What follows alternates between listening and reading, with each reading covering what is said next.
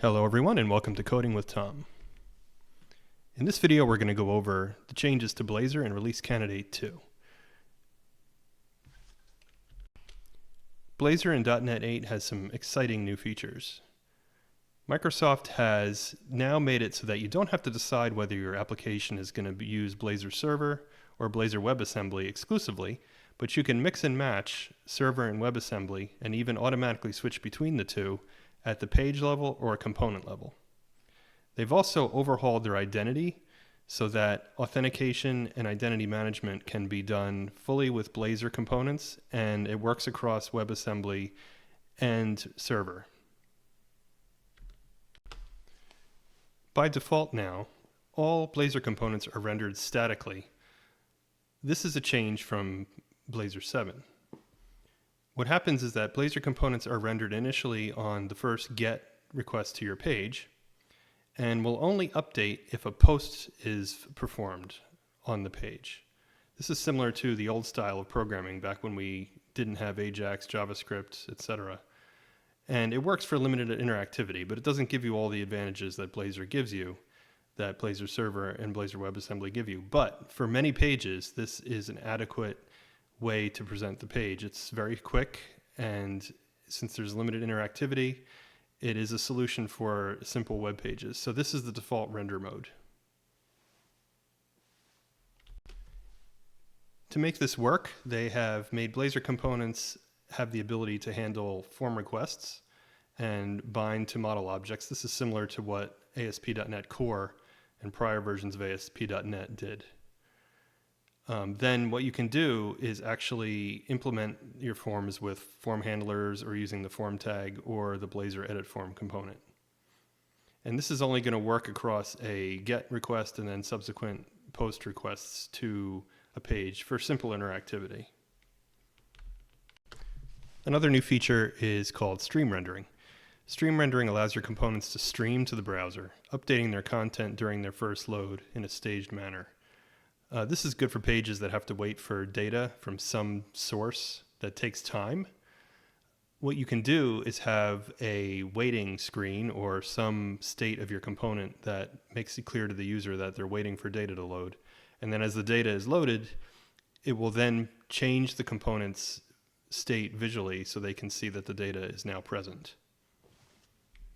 This is especially useful for statically rendered Blazor components because since you can't have much interactivity, at least you can provide this staged loading of the first content. This is something we were able to do with Blazor Server and WebAssembly before, but this also allows the static pages to do this, at least upon their first load. Now, of course, any component in the entire application, either a page or a component, can be set to have render mode interactive server. This is the equivalent to Blazor Server, which we're used to from the prior versions of Blazor, but it can be applied to just a single component or an entire page. And what happens is this functions just like Blazor Server did. There's a signal R connection so that all the interactivity is handled from the client to the server via the signal R, and all the changes are rendered on the server and then sent back to the client. And a pro that was always the case with this is that the client receives the content quickly, and they don't have to wait for any single page or WebAssembly application to download, since the server does the rendering. But of course, this takes more resources on the server and involves this extra connection, the signal R connection that has to be open to the server. So it's more server resources. Also, any component can have the attribute of render mode interactive WebAssembly so that it is rendered using WebAssembly. So this is code that will be compiled and run in WebAssembly on the user's browser. So this is different than Blazor Server. The code is actually running in the client. So to get data from the server, you're going to have an API that your WebAssembly can call to get updates and perform functionality with the server. The pro for this is that it runs in the client, so it uses less server resources, but the usual con of these kind of applications, including SPA applications, is that it takes some time to download initially. What Microsoft has done to address the pros and cons of both approaches, the Blazor Server and Blazor WebAssembly approach, has allowed you to make your component have a render mode interactive auto mode. What this does is it'll initially render your component using Blazor Server because this is quick. For the client, it appears as if the page loads immediately and they can get off and running using it. However, while this is going on, the WebAssembly is being downloaded in the background. And then after it's done, it can switch to the WebAssembly so that the further use of the component is running fully on the client, thereby freeing up server resources. Being able to switch between server and WebAssembly rendered components, however, is going to take some extra thought in your design. And I'm going to go over an example of that later in the video, where you may decide to have your server version implemented slightly differently than your WebAssembly version. Because, for example, how you address the issue of accessing data on the server could be different than the WebAssembly component. WebAssembly is likely going to need to have some API exposed on your server so that it can retrieve the data, whereas server may not need that and may not even be able to do that. So there are ways to work around this, which I'm sure many people are going to find some good solutions to, and I propose one later in the video. I think one of the new exciting changes in Blazor 8 is the updates to identity. In identity, it used to be that the pages were from ASP.NET Core. They were Razor pages, they didn't have any Blazor components, and they didn't integrate into the Blazor application very seamlessly. But now what they've done is they've rewritten all of the user interface components as Blazor components. In addition, this identity authentication mechanism works seamlessly across WebAssembly and server rendered components. This is new because in the Blazor WebAssembly project in version 7, there was a third-party library involved, and it functioned differently than the Blazor server authentication. But now that they've integrated server and WebAssembly components into the same project, they've also made the identity authentication and authorization systems work seamlessly across both, which I'll also show in the demonstration. Let me jump right into a demo here. You can see there's one project template now called Blazor Web App. You don't have to choose between Blazor WebAssembly and Blazor Server because you can mix and match the components in the project as you like. So I'm going to choose Blazor Web App. I'm going to call it Blazor App 3. We have some new configuration setting options. We can choose authentication and we can use individual accounts, which we're going to do here. Now we can also decide how we're going to handle interactivity. We can have none, which is that static page option I was talking about, but that doesn't really show off a lot of the Blazor functionality. So I'm going to not choose none. You can do Blazor Server or Blazor WebAssembly, which is similar to .NET 7, where you chose between one or the other. Or we can choose auto, which lets us base it on a per page or per component basis, which components we want to use. And now we can say at what level of granularity do we want to have the choice. So we can do global, which would mean they would all be server or all WebAssembly, or a choice we make. Or we can do per page or per component, which we're going to do. That's the new kind of magic to .NET 8 Blazor. And I'll include the sample pages, and I do not use top-level statements usually in my projects. So I'll hit create.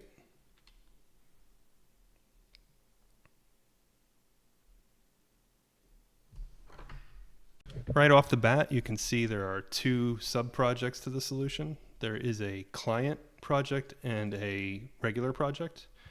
The main project up here has all of the static pages and all of the Blazor server rendered pages. This includes all the identity pages that I told you about that have been updated for version 8. Client just has any WebAssembly components. So anything that you want to have be WebAssembly or automatically rendered has to be in the client project, because this is actually built separately into WebAssembly, whereas the top is just a web project that is compiled to run on the web server. Before we run it, I'm going to apply the database migrations for this project because you have to do that. It comes with a basic database that includes all the ASP.NET identity tables. So to do that, I'm going to go open a Package Manager console and type update database. What that'll do is it'll take the code and create the database tables into the local SQL database, that SQLite database that's associated with this project. Now let's go ahead and run it.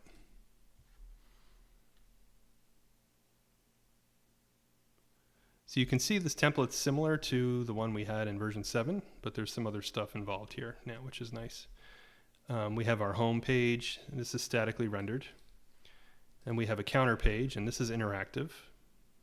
So I can click it. So this is using Blazor Server or Blazor WebAssembly. We'll see how it's implemented when we get into the source code. And we have a weather page here, which is another statically rendered page, but I don't know if you noticed it had a loading thing. There we go, loading, and then showed the data. This shows how you can use the stream rendering feature that I mentioned before. Now they added a page here called auth required, which is just a page that requires you to be logged in to see it. We have a register link and a login link. So you can already see these pages are integrated into the Blazor template in a way that's more seamless, because these are actually Blazor components now. These aren't ASP.NET Core Razor pages. So let me go ahead and register an account for this site.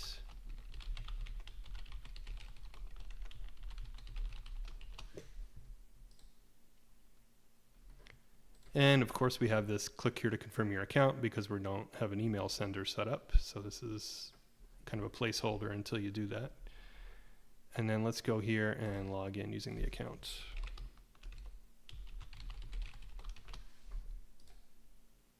Okay, so now we're logged in. You can see this menu item changed to the name of the logged in user, and a logout button has been added. So these pages like counter and weather don't behave differently because they don't require authorization, but the auth required page now lets us in and it says you are authenticated. So this is what is in the base template. So let's take a look at the code behind this. The pages are now in this components folder here in the main project. We have a pages subfolder. And our home page is here. This is similar to prior Blazor implementations. We have also our weather page here, which I'll go over soon. But if you notice, the counter is not here. There's no actual counter page. So where's the counter? Well, it turns out the counter here is down in the other project, the Blazor App 3 client. This means they must be using a WebAssembly option for it. So if I go to the client project and open up pages, you'll see in fact, there are two pages in here, the auth page and the counter page. So let's take a look at the counter page first, because that's got the new render mode interactive auto option. So what this means is that the counter is being rendered on the server first and displayed, and then while it's being downloaded, it can be used by the user. Then as soon as it is downloaded, it'll switch to the WebAssembly one. So I want to actually prove to you that this is happening. So what I'm going to do is make a small change that'll hopefully show you what's going on. Let me add an on-initialization method here. And in here, instead of having our current count start at 0, I'm going to have it start at a random number. So let me make a random number generating object. And then I'll set the current count equal to r.next of 1,000. So it's going to pick a random number up to 1,000 and set that to be the current count. So if what I'm saying is true, that this thing is going to render on the server first and then switch over to rendering on the client, it's going to have to reinitialize itself on the client because it's the state from the server to the client is not going to come down. They're two completely different running applications in two different contexts. So in order to see that happen, we should see two different random numbers. We should see a random number that's generated on the server, and then once the WebAssembly loads, it should switch to a different number because it's going to reinitialize. So let's see if that in fact happens.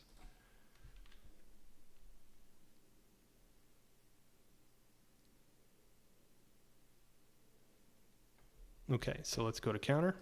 It's 510, and boom, it changed to 970.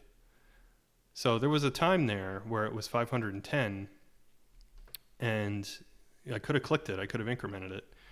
And then when the WebAssembly came down, it finished downloading, which took a couple seconds, as you could see. It then reloaded it and started with a new number. So that's what's happening with this automatic transition between server rendering and client WebAssembly rendering. However, now that it's rendered in WebAssembly, it's not going to use server again. So if I navigate off this page, for example, and go to these other pages and then come back, you'll see that it's going to have a number and it just stays the same because the WebAssembly is cached at this point and it's just going to keep using the WebAssembly. Since it's already downloaded, there's no need to re-download it, and it's able to load up quickly. Let me close this. Now let me spend a little time looking at the identity. So you can see under the components folder here on the main project, there is an identity folder. And in here, we have some components, but we also have components under pages account. And there's quite a few actually. So with all of these pages here are responsible for making the identity system function. We have a login page here. We have login with two-factor authentication. And I'm not going to go through these in much detail because there's a lot to go over and you might as well look at it yourself. Especially if you're going to make any changes, you need to study these and figure out what they're doing. But let me look at the login page. You can see that there is no render mode attribute up here. So this is just a static page. So these Blazor components are rendering the first time we hit the page, similar to an ASP.NET Core page. But there is a form. So we have an edit form, and there's an onValid submit method that's tied to it. So the person can put in their login and their password. And down here, we have an input model, which is tied to that form, which can map these data fields to the inputs above. And we have the login user method, which is called when we submit that form. So this is a simple get and then followed by a post of a form page. So there is no need for server or WebAssembly interactivity. And that's the case with all of these pages that are part of identity. There's no WebAssembly or server rendering interactive mode going on. So you can see that there is still a lot you can do with your Blazor components without having server or WebAssembly at all. And if your page doesn't need it, you probably shouldn't use it because it's just extra overhead.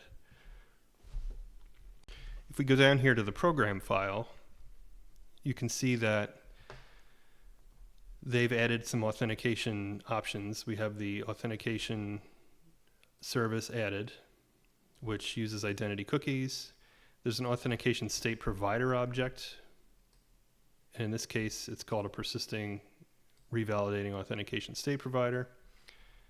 And that is implemented for you. In fact, it's up here in, let's see, where is it? It's down in this identity folder here. So all of this code is implemented for you. This is not code you need to change unless you're going to customize the way authentication works. But what's cool is, and what's new to Blazor 8 is down here in the client project as well in the program. And this runs in WebAssembly, so there's a lot less going on here. But they have authorization as well. And they also have a different authentication state provider, which works for the WebAssembly components. But it's seamless. It uses the same security cookies and bearers that the server uses, so that the client is always, or the WebAssembly components, I should say, are always in an authenticated state that matches the state of the server. So if you log out on any server component, it will log out the client components as well. So this is a huge improvement that has been made as part of merging these two types of components together in the same project. And it's easy to say which components require authentication or don't. So for example, in the client, the counter page has no authentication attribute or authorization attribute, so it doesn't require the person to be logged in. But the auth page does. It has this authorize attribute on it. So you can't load this page unless you're logged in. And if you're not logged in, it just redirects you to the login page. So you can add this to any page that you wish to require authorization on. So if I just like copy this, I could put it on the counter page. And now if I run it,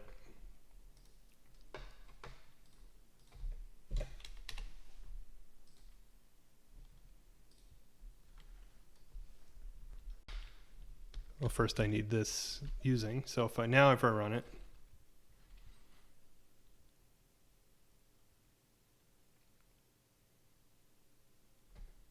you can see I cannot access the counter anymore. It just takes me to the login page. And if I log in, now it'll work. And it worked. Notice it worked with one number. So it was authenticating on the server. And then when the WebAssembly loaded, it switched to WebAssembly and still let it display because it's authenticated on the WebAssembly as well. So the authentication is seamless between the two component modes. And just to complete this template, let's take a look at the weather page. You can see on the weather page, it has the streaming rendering option set to true. And this is a good example of a use of streaming rendering because it's showing data that it loaded from a third party, or at least it simulates loading from a third party, which could take some time. So you'll see there's this if statement here that if the forecast's data is null, show this loading screen, otherwise show the data, and loop through each one and display it in the table. So down here what they do is to simulate a delay, they do task.delay. So this is, notice though, this is all code running inside the onInitialization method. So this entire method will run once when we first get the page on a static page. While this is delayed, it'll go ahead and render the page up here. So the state of the forecast variable will be null. So it'll actually just show this loading. Then once the delay is over, it's going to continue running. And at that point, the forecasts variable will no longer be null after this is finished, at which point it will continue streaming out to the browser this rendered out table. So that it'll rerun the rendering. It'll do the if statement again and see that it's not null, and then do this table with the forecast data. So this is all happening inside of the onInitialization method. So anything that happens in here will successfully chunk out to the browser and stream and update as the data changes. But then again, this is a static page. Notice there's no attribute, interactive mode, auto, server, or WebAssembly up here. So once it's rendered, it's done. You're not going to have any more Blazor interactivity unless you put a form on the page and then put form handlers for the submissions of those forms. If you wanted further interactivity, you'd have to then go and make this a interactive mode component by adding the streaming mode interactive auto, not streaming mode, the render mode interactive auto, or render mode interactive server, or render mode interactive WebAssembly. Now I want to address through another example how we're going to handle the automatic switching between WebAssembly and server components. So I'm going to use this particular example to illustrate the issues involved. In Blazor Server, if we wanted to implement an application that accessed the database and updated a component based on the data in the database, we would probably implement it this way, where we had a user interface component which connected to a service in Blazor, and then that service would then connect to the database. All of this is running on the server, and the user interface state is kept on the server and is updated to the web browser via SignalR.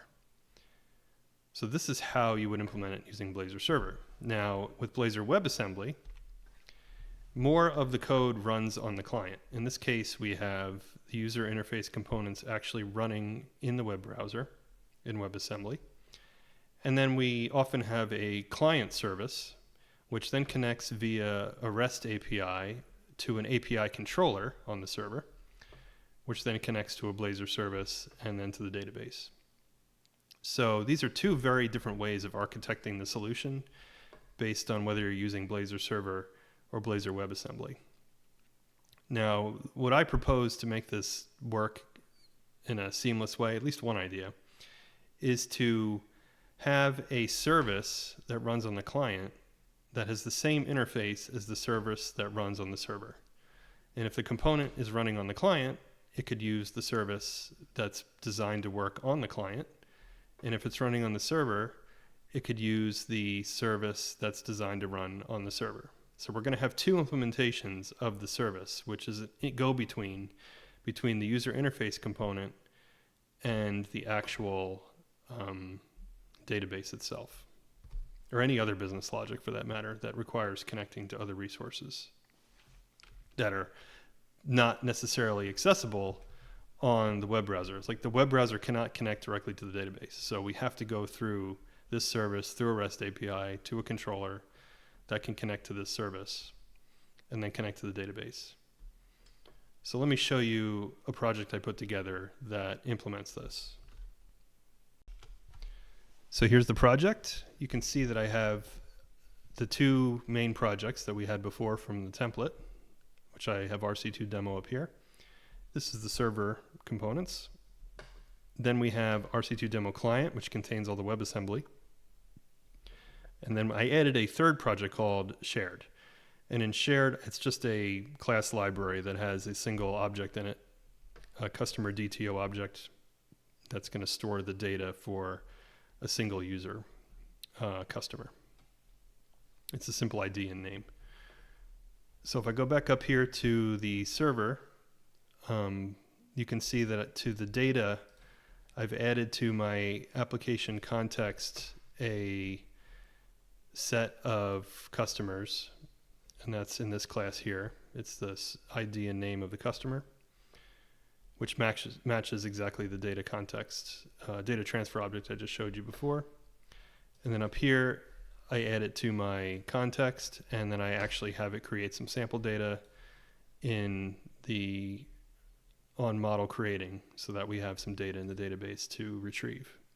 Let me show you what this does before we go any further. All I did is I added a customers page, which is an automatically rendered page. So it's in the WebAssembly project. If I click it, I have to log in. I made it require authorization.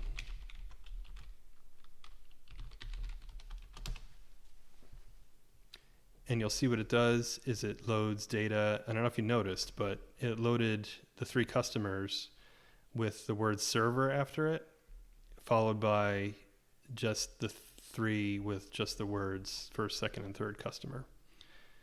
That's so you could see that it retrieved the data on the server first, and then it switched and retrieved the data via the REST API on the client. So let me go through and show you all the different pieces that are involved to make this work. The key to making this work was to have a service that could be implemented on the client in the WebAssembly project as well as on the server that would operate differently depending on which is running. So I put the interface for it on the client project. So if you look at that, because the client project is referenced by the server project. So any object in here is referenced up here. So if I look at the interface, it's really very simple. I just created two methods. The interface requires that my service implements a method called getCustomers, which retrieves a list of customer DTO objects. And then I added this other option called running on client, which would return true if it's running in WebAssembly and false if it's running on the server. We're going to use that later so I can show you some other things or a different way to approach the problem. So if we're down here in the client, we could see how it's implemented here, but I'm going to go actually up to the server first. So let me do that. So as before I told you that I implemented a database with a customer table and it has data in it.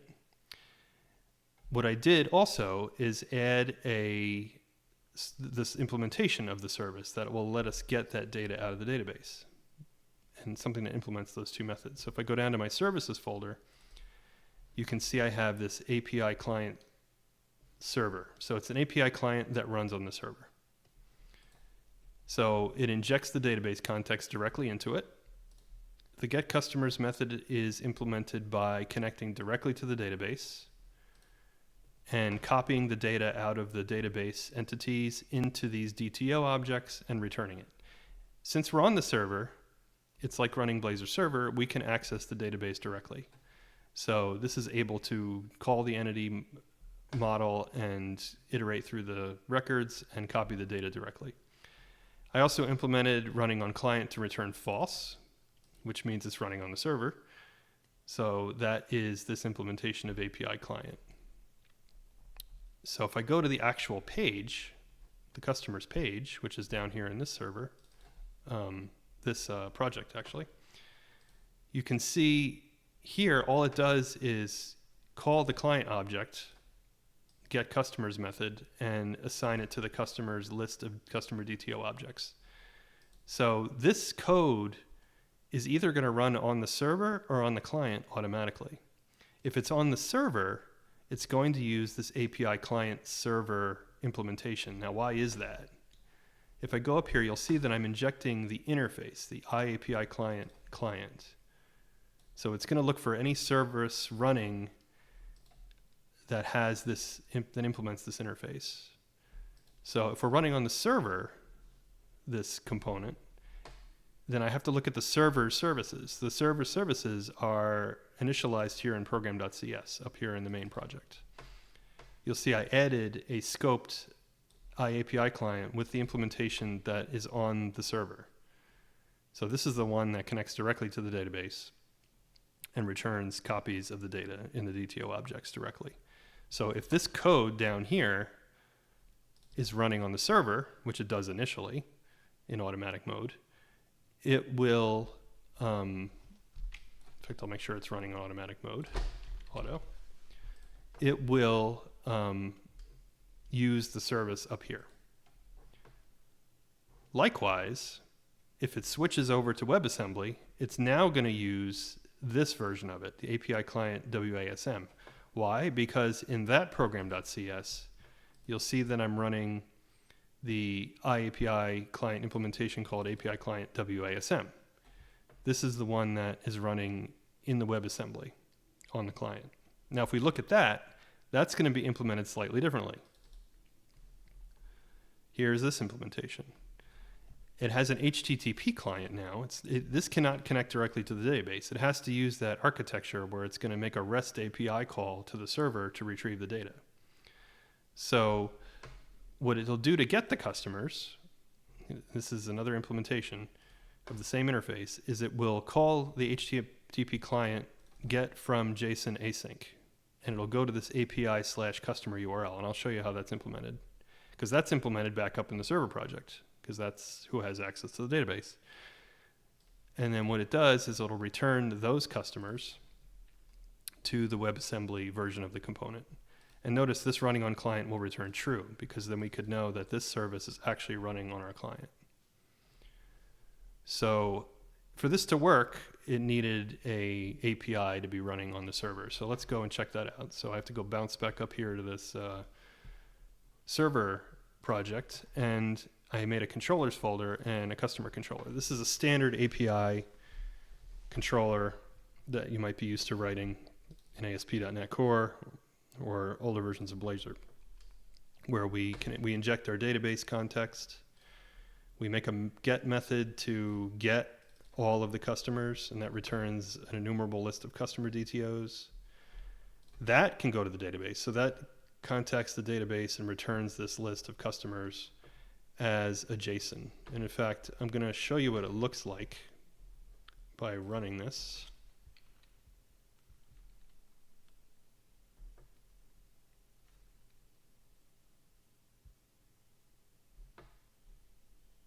and going to the URL for the API. So if I do /API/customer, well, first you'll see that it requires you to log in. If you'll notice here, I made this an authorize controller, so it's required for the person to be logged in. So let me log in. And once you log in, you'll see that it actually functions. It returns the JSON with the customer data. So this is the REST API result for a GET that is going to be called by our WebAssembly. So if we go back down here to the client, you'll see that, again, as I said before, it's going to call via HTTP that URL to get the data. Now, if you'll notice on this implementation of the server, I just get the data and serve it up. So whatever showed up in that API, I send over. This API client server, I go through and I add to the customer name the word server, just so you can see that this came in through running it on the server. So let me run that again.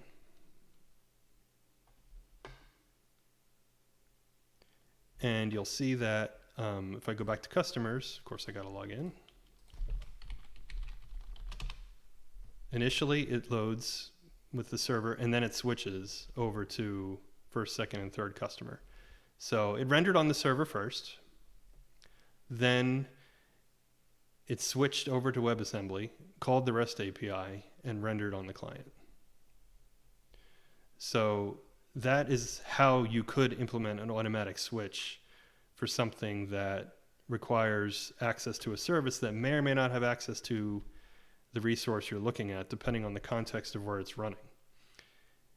Now, this is a little weird because it actually loaded all the data on the server and showed it. Like if I do it, well, if I do it again, it won't work because it's never going to load that server data again because the WebAssembly is cached. So let me close it.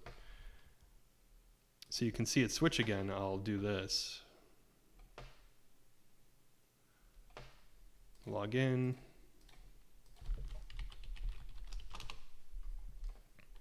And then go to customers. There's the server rendered component. Now there's the WebAssembly rendered component. This is another way to approach this problem. Let me close this. Using all the similar infrastructure that I've already put in place, I'm going to go back to the customer object. And instead of actually always loading the customers, so it'll call get customers no matter what. If it's running on the server, it'll call get customers and use that implementation to get the customers. Running on the client, it'll call the client's implementation, use the REST API to get the customers, switch automatically between them, and you can see that with what we just saw. But what I can do is actually just have it run only if you're on the client.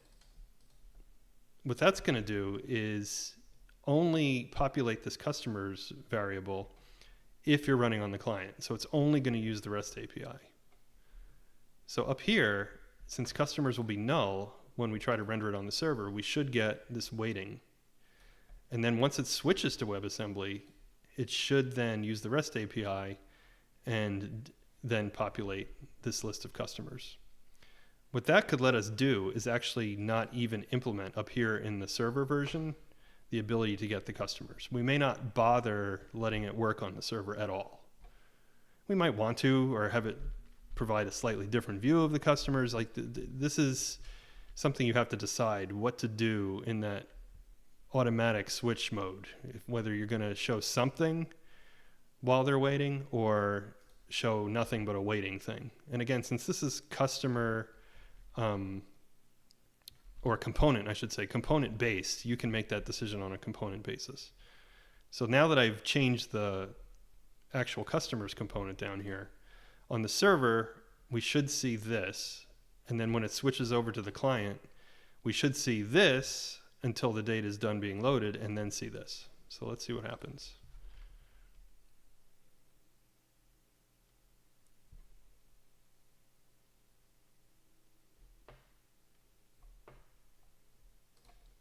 Again, I have to log in. Waiting. And then now it's there. So it was able to do that switch. But what's nice is that it didn't even try to render it on the server in a way that showed the data. So it didn't show data and then have to reload all the data again. It just showed a waiting screen. And of course, when I go off and come back, it's going to work a lot faster because the WebAssembly is already loaded. It can then make the API call really quickly.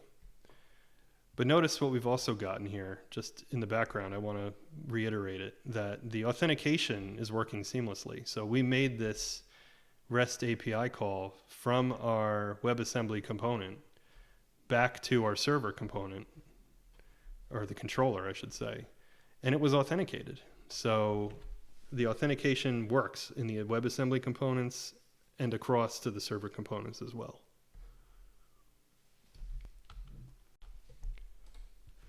Well, I hope this example whet your appetite for what's coming with Blazor 8. And I have to say, it's time if you wish to start any new projects. I think the release candidate is far enough along that there shouldn't be any major breaking changes for when we get the release version in November. Having all of these nice identity components implemented and the template being almost finished, I think we're ready to go with starting our .NET 8 projects. There really is a world of flexibility now available between statically rendered components, server components, WebAssembly components, and that in addition to the time-tested identity infrastructure that Microsoft has put together. This makes Blazor a really competitive option for really any project out there. And I highly recommend it to anybody who's looking to start a new project or upgrade an existing project. Microsoft has really done a good job with this, and I'm excited to see how people use it going forward. Again, thank you for watching. All of the code in this video is available on my GitHub. Please like, subscribe, and hit the notification bell if you'd like to see me make more videos. Thank you.